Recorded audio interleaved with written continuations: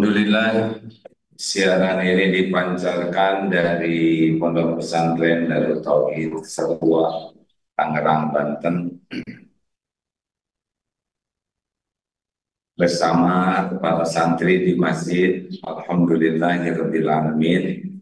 Ada yang itikaf, mana yang itikaf semalaman? Masya Allah, terima kasih.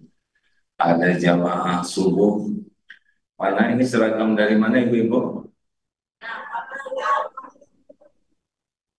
Sekarang ada grup seragam begini ya, Alhamdulillah. Dan ada para santri tambah ramai. Insya Allah nanti jam setengah 11, setengah ini jam 10 ada zuhur bagian A. Alhamdulillah Rabbil alamin. Allahumma sholli ala sayyidina Muhammadin wa ala alihi wa ashabihi ajma'in. Orang tidak akan masuk surga karena rajin sholat saja. Orang juga tidak masuk surga karena jadi ahli tahajud saja. Orang tidak akan bisa bertemu dengan Allah walaupun menafkahkan semua hartanya. Orang tidak bisa masuk surga walaupun berjihad sampai tewas di medan perang, walaupun hafal Quran. Kalau dia tidak serius membersihkan hati. Karena orang yang berjumpa dengan Allah, a'udzubillahi minasyaitonirrajim, yauma la yanfa'u malu wala banun illa man atallaha biqalbin salim. Jadi yang berjumpa dengan Allah itu adalah orang yang paling qalbun salim, yang hatinya selamat, hatinya bersih, hatinya sehat. Oleh itu bagi kita hanya sibuk menambah amal, karena innallaha la yanzuru ila suwarikum wa amwalikum walakin yanzuru ila qulubikum wa a'malikum. Sesungguhnya Allah Subhanahu wa taala tidak melihat rupa dan hartamu, tapi Allah melihat hati dan amalmu. Hati dulu, amal dulu. Dua-duanya. Tapi mana yang paling bernilai? Hatinya, amalnya. Hati, innamal a'malu, sesungguhnya amal itu tergantung pada niat. Jadi hebatnya beramal belum tentu membuat kita selamat. Tapi hebatnya membersihkan hati bisa membuat amal kecil pun bisa bernilai besar di sisi Allah. Coba pernah mendengar tidak tentang orang yang di pertama kali dinyalakan. Jadi yang pertama dihisab orang yang berjihad. Ada orang yang meninggal di medan perang. Di akhirat ditanya, ditampakkan nikmat oleh Allah dan dia mengakui, apa yang kau lakukan ya Allah? Saya sudah jihad fisabilillah sampai saya mati di medan perang. Saya lakukan karena engkau. Lalu Allah Subhanahu wa taala yang Maha tahu segala isi hati berfirman, kata dusta kamu. Kamu berjihad, berjuang karena ingin disebut pemberani, dan sebutan itu sudah engkau dapatkan. Di akhirat, diseret, terkelungkup, masuk neraka. Padahal tidak kurang perjuangannya, tidak kurang pengorbanannya sampai meninggal, tidak kurang pengakuannya. Dia ngakunya di hadapan Allah lillahi ta'ala. Tapi Allah tidak bisa dibohongi. Allah tahu dia hatinya senang sekali mendapatkan pengakuan, pujian, dan kedudukan di hati orang. Tidak diterima itu amal, padahal tempur sampai mati. Yang kedua dihisab siapa? Orang yang belajar agama seperti Ustadz Edi, ya. Ustadz-ustadz yang ada, Ustadz Abdul Wahab, Ustadz Abdul Somad, Ustadz Adi Hidayat, itu mungkin yang kedua dihisab. Waduh, langsung agin, ya. So, yang belajar agama dan mendakwahkannya, belajar Quran dan membacanya. Ketika dihisab apa? Allah perlihatkan nikmat apa yang kau lakukan. Ya Allah, saya belajar dan saya dakwah. Saya belajar Quran, saya baca kadar dusta kamu. Kamu belajar agama, dakwah karena pengen disebut alim, orang berilmu, ingin disebut ustaz, syekh, kiai, dai kondang, dan sudah kau dapatkan di dunia. Di akhirat, diseret itu, masuk neraka dalam keadaan tertelungkup. Kamu baca Quran karena ingin disebut qori, qori'ah, hafiz, hafizah, diseret, tidak kurang ilmu agamanya, tidak kurang gelarnya, tidak kurang pengetahuan dalilnya, tidak kurang jadwal ceramahnya, yang saja apanya hatinya lebih sibuk dengan cari kedudukan di hati manusia. Jadi jangan anggap remeh nih ilmu hati, ngejengkang nih. Ustaz Edi hati-hati nih. Apalagi iya, saya lebih harus hati-hati lagi. Makanya santri maaf kalau ikut musyabakoh, tidak mendoakan supaya menang. Enggak, didoakan aja supaya jadi amal soleh. Mengapain menang musyabakoh jadi kotor hati, jadi ujub. Ini juara, naik hati. Jadi dengki dengan yang suaranya lebih bagus. Tujuannya lebih sibuk penilaian juri daripada penilaian Allah. Lebih sibuk menginginkan piala daripada pahala. Lebih sibuk ingin hadiah uang daripada keriduan Allah. Apa artinya? Tidak ada arti.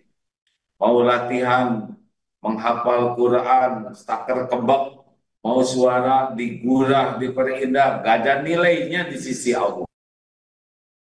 Mata hanya cari kedudukan di hati makhluk. Mikir, aduh untung dong saya mah nggak pernah belajar agama. Lebih rugi lagi.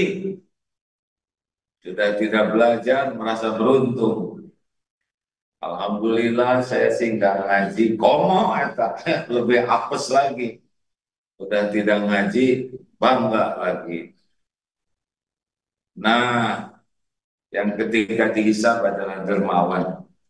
Sedekahnya banyak, tiap ada kesempatan sedekah, sedekah. Tapi di akhirat tetap masuk neraka. Kenapa? Karena Allah tahu niatnya adalah sangat ingin disebut dermawan. Dan orang-orang sudah menganggapnya dermawan. Orang udah memuji-muji, wah ibu itu dermawan, oh bapak itu dermawan, dan dia puas dengan pujian orang, karena itu yang dicari. Jadi hati-hati, tidak cukup kita sibuk beramal, tidak cukup kita sibuk berbuat baik, tapi yang paling penting, nah ada 3 tempatnya penyakit hati itu. Sebelumnya, sebelum beramal, ketika beramal, dan sesudah beramal. Ini tiga tempat ini bisa merusak. Yang pertama adalah sebelum beramal. Yang tadi itu rusaknya dari awal.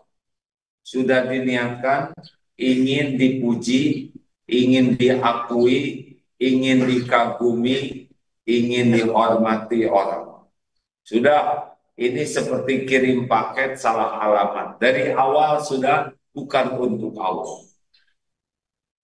Mungkinkah awalnya niatnya ikhlas, di tengah bisa belok? Mungkin.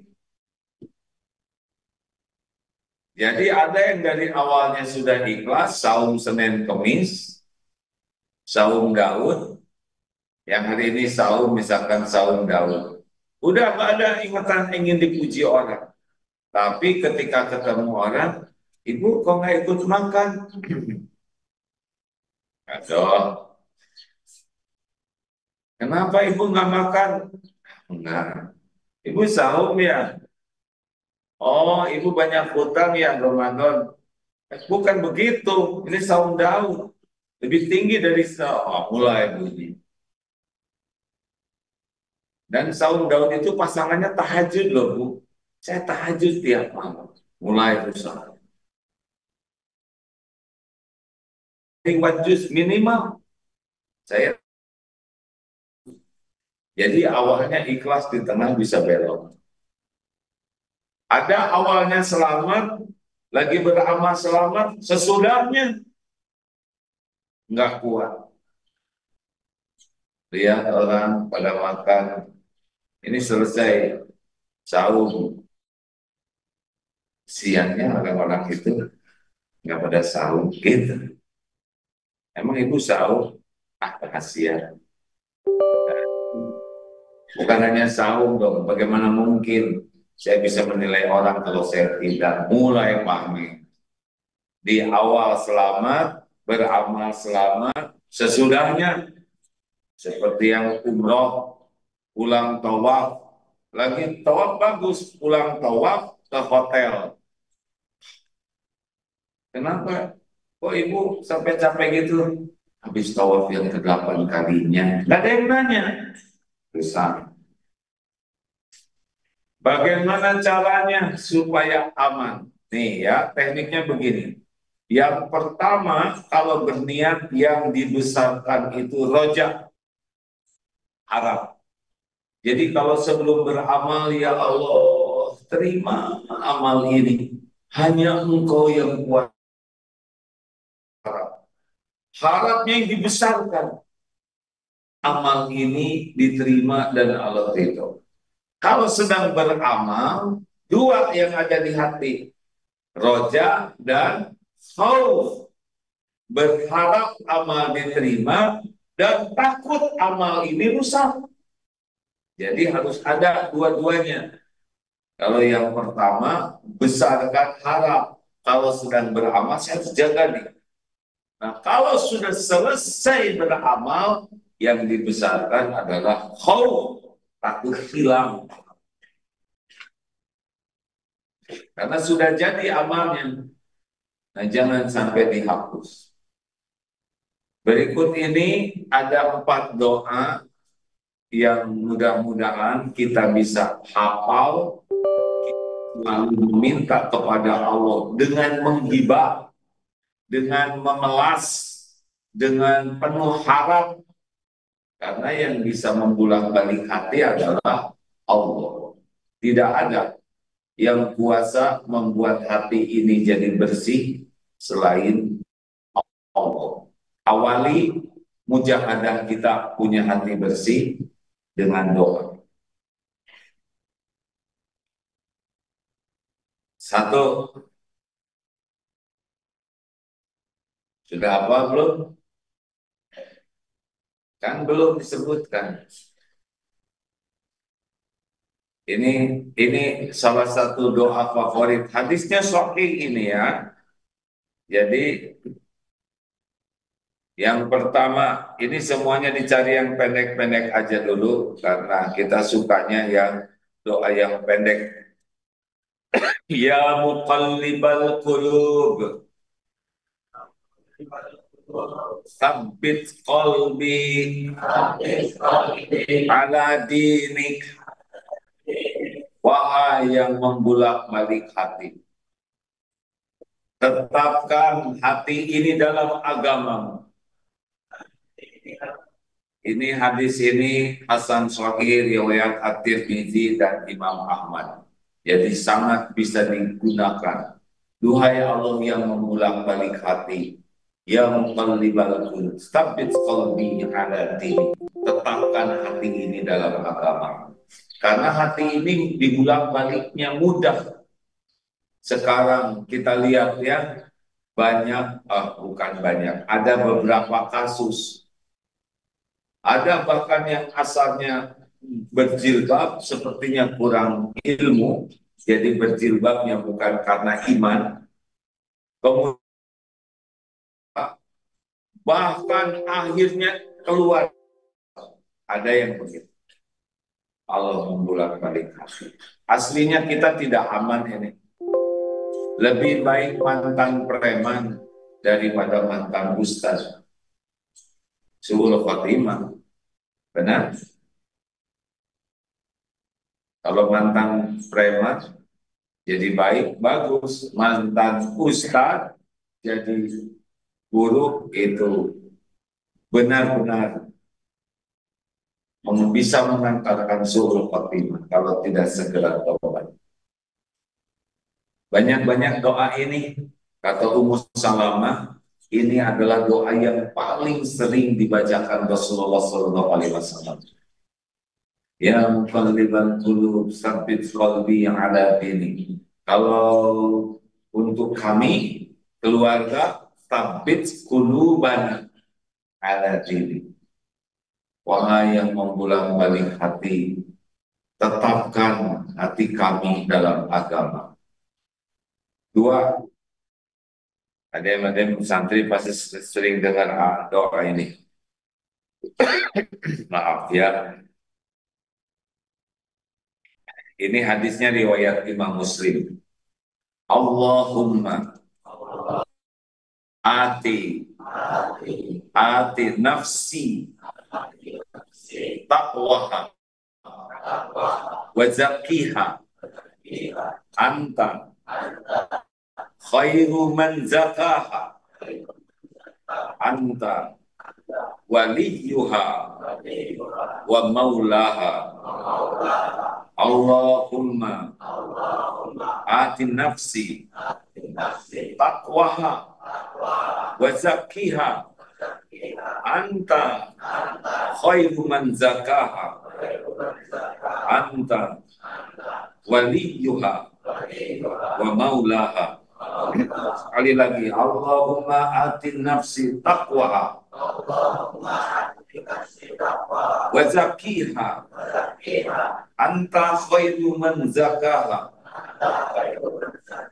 anta waliyuha wa maulaha. Ya Allah, artinya ya Allah, ya Allah. Ati itu artinya berikanlah nafsi kepada diriku, ya Allahumma atin nafsi taqwa, jiwa ini takwa. Ya Allah, berikan kepada jiwa ini ketakwaan. Wa zakiha, dan bersihkan, sucikan jiwa ini. Anta, engkau khairu man zakaha, engkau sebaik-baik yang bisa mensucikan jiwa. Anta waliyuha, engkaulah pelindung, wa maulaha, dan pemelihara, pemiliknya jiwa ini. Jadi jiwa ini dimiliki oleh Allah, dipelihara oleh Allah, dibulak-balik oleh Allah. Hanya Allah yang kuasa menjadikan jiwa ini takwa, hanya Allah yang kuasa membuat jiwa ini bersih. Harus menghibah. Bagi pribadi, ini doa luar biasa. Jangan pernah lepas tiap hari memohon kepada Allah Kenapa minta jiwa yang takwa? Karena inna akramakum indallahi atqakum. Sesungguhnya yang paling mulia di antaramu adalah yang paling bertakwa. Wa may yattaqillaha yaj'al lahu makhrajan. Barang siapa yang bertakwa, baginya jalan keluar. Jadi kalau kita dalam harapan ditolong Allah, baik itu bukan karena pintar, bukan bukan karena pengalaman, solusi terbaik itu karena ketakwaan. Itu ada Usama bin Zaid, panglima termuda, 18 tahun memimpin pasukan. Orang tuanya orang yang sangat soleh, anaknya juga pemuda yang soleh. Jadi dibimbing oleh Allah. Jadi tidak setiap orang muda langsung bisa memimpin. Tapi pemuda yang soleh akan ditolong oleh Allah. Tapi kalau pemuda ahli maksiat, jauh dari pertolongan Allah. Tiga, maaf ya, boleh minum dulu. Ini tenggorokan bukan punya saya, sehingga kalau dibuat sember ya sember. Allah memilih, harus banyak tobat. Alhamdulillah. Usahakan setiap teguk air yang masuk diawali basmalah, diakhiri hamdalah. Jadi air yang masuk diapit dengan nama Allah ya. Alhamdulillah. Kata ulama, kalau minum diawali basmalah dan sesudahnya hamdalah, maka air yang masuk itu akan lebih berkah, lebih memudahkan, menguatkan untuk berbuat kebaikan. Kucing minum,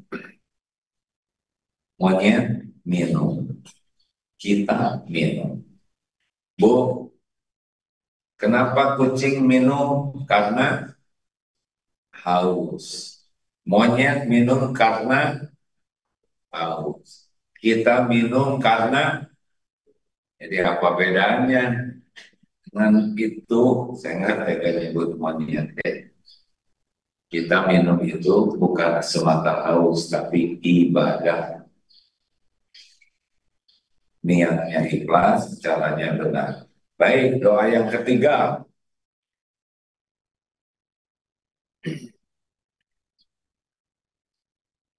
Mau yang agak pendek atau yang agak panjang? Allahumma ja'al fi qalbi nura wa fi lisani nura. Ini doanya panjang, tapi untuk cahaya di hati bisa pakai ini dari riwayat. Allahumma ja'al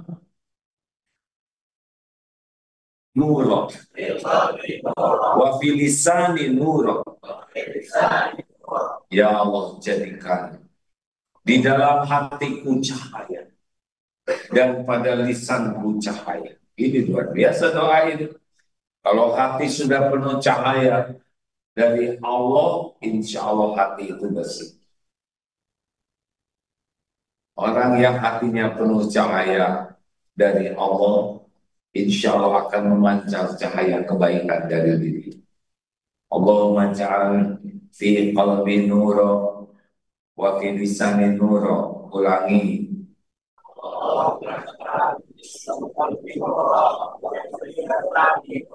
Tiga kali.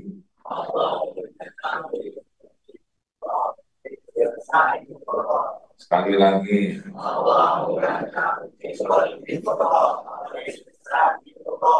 Jadi pas doa ini harus yakin Allah sedang menatap, mendengar. Allahumma ja'al fi qalbi nura wa fi lisani nura. Masya Allah. Rasulullah seperti itu. Sallallahu alaihi wasallam. Hatinya penuh cahaya, lisannya juga penuh dengan cahaya. bukan cahaya seperti cahaya lampu ini, ya, cahaya hidayah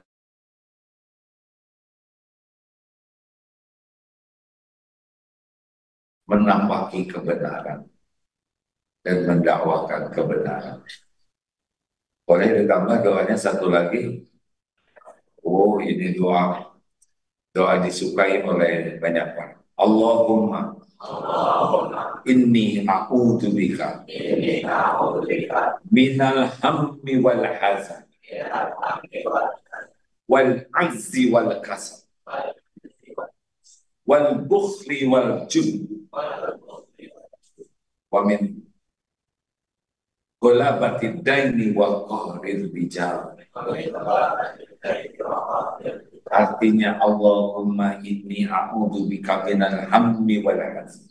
Ya Allah, hamba berlindung kepadamu dari kegalauan, kegelisahan, keresahan terhadap yang belum terjadi. Kalau ham itu terhadap yang belum terjadi, tapi udah stres duluan. Dan dari kesedihan terhadap yang sudah terjadi. Jadi ke depan kita tidak galau, yang sudah lewat kita tidak terbelenggu. Allahumma inni a'udzubika minal hammi wal hazan wa a'udzubika minal azzi wal kasal. Dan hamba berlindung kepadamu dari kelemahan dan kemalasan. Lemah itu ingin tapi tidak mampu. Malas itu mampu tapi tidak ingin. Luar biasa ini doa, ya. Bolak-balik tapi paten sekali. Jadi kita ini ada kalanya ingin tapi tidak mampu karena lemah. Ingin sedekah, uang kita lemah. Ingin nolong orang, kemampuan kita lemah. Ingin ngajar, ilmu kita lemah. Nah, minta ke Allah nih. Ada kalanya kita mampu, uang ada, tenaga ada, ilmu ada, tapi males sekali berbuat. Allah yang bisa menolong kita. Wa a'udzubika minal bukhl. Jubni wal bukhl. Dari pengecut dan bakhil. Pengecut itu aib, ya. Karena kita sebetulnya mampu tapi penakut. Rasul pemberani. Lelaki apalagi. Harus doa ini. Jangan jadi lelaki pengecut. Berani. Dan dilindungi dari bakhil. Bakhil itu kejahatan. Karena setan asyaitonu yaitu humul faqra wa ya'murukum bil fahsya. Setan menjanjikan menakut-nakutimu dengan kemiskinan, kefakiran, dan menyuruhmu berbuat kejahatan, yaitu bakhil. Sedangkan wallah dan Allah ya'idukum maghfirah, ampunan minhu darinya wa fadla. Surat Al-Baqarah 168 268. Ya, biar sendiri. Jadi begitulah, dan berlindung dari kejahatan orang, dari lilitan hutang dan kejahatan orang. Ini doa sangat penting agar hati kita tidak galau, tidak sedih, tidak lemah, tidak malas, tidak pengecut, tidak bakhil, tidak dililit hutang, dan tidak dizalimi orang. Baik. Ya, hari ini pelajarannya sederhana. Bu, Ibu, pernah tidak lihat anak merengek? Hati ibu dulu tidak lihat anak merengek. Apalagi kalau anak sampai minta maaf, megangin maaf. Coba ibu jangan dilakukan ini, ya.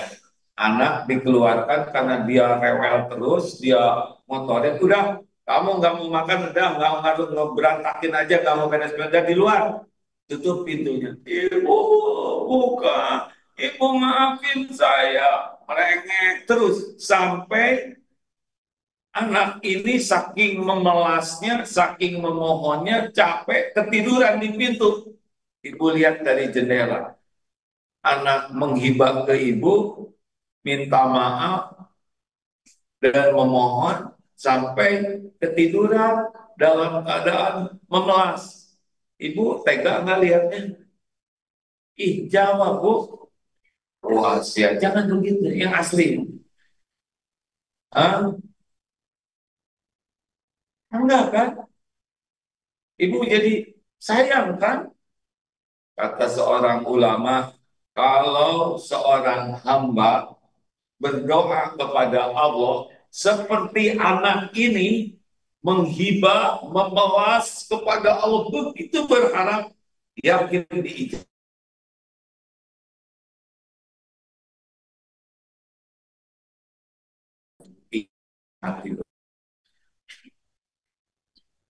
Jadi kita belum serius. Kita kebanyakan minta uang daripada minta hati bersih. Terima kasih Ustadz Mulyadi sudah hadirkah? Izin sudah hadir.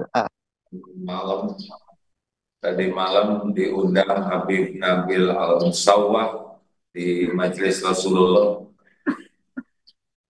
Alhamdulillah acaranya sampai lalu malam bagi saya ya. Jadi ada low bed. Harusnya tidak usah diceritakan, tapi udah keburu ngomong. Jadi maaf kalau kenapa ada pucat-pucatan. Ya, ya begitulah. Tapi dibanding perjuangan para pejuang yang asli, apalagi para sahabat, apalagi saudara di Palestina, nggak ada apa-apa. Ustaz Mulyadi sudah hadir. Siap, sudah Ustaz, eh, siap. ini di masjid Serua ini makin ramai. Ustaz Edi tadi cerita semua guru-guru dan sivitas pesantren juga harus terlibat dalam aktivitas memakmurkan masjid, hanya datang saja. Jadi ingat masjid Bosnia di Perth, ada masjid Bosnia besar, bagus, bersih, terawat. Apa yang terjadi? Keluarga-keluarga di sana, jamaahnya itu mendaftarkan.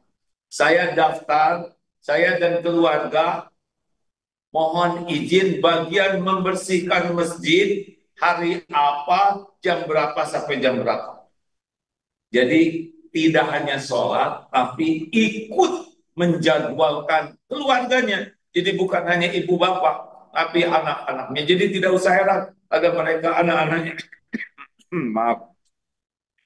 Sedang ngegosek WC, mengumpulkan botol, minta jadwal untuk bisa membersihkan masjid. Di sini juga ada kelompok pengajian ibu-ibu yang minta jadwal untuk mencuci mukena jamaah.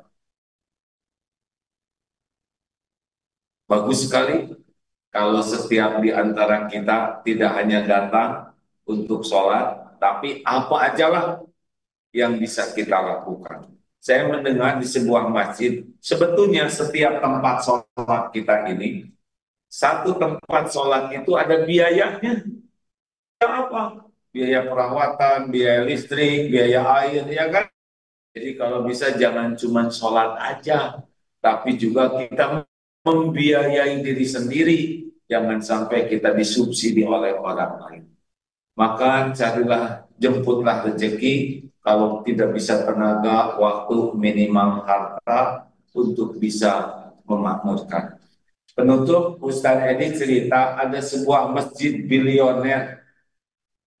Masjidnya tidak begitu besar, kapasitasnya juga sekitar 100.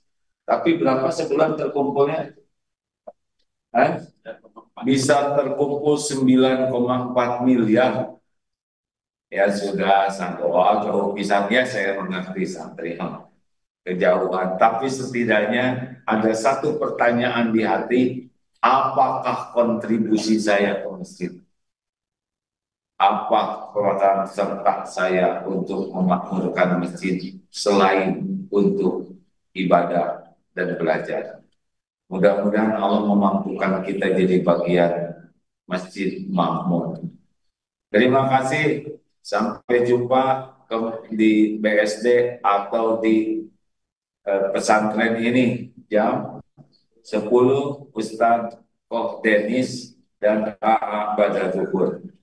Pesantren Tauhid di Tangerang, Bandung. Cari aja Azkia ya. Saya ngomong apa tadi? Atulah beda dikit. Maaf. Assalamualaikum warahmatullahi wabarakatuh. Pada Ustaz.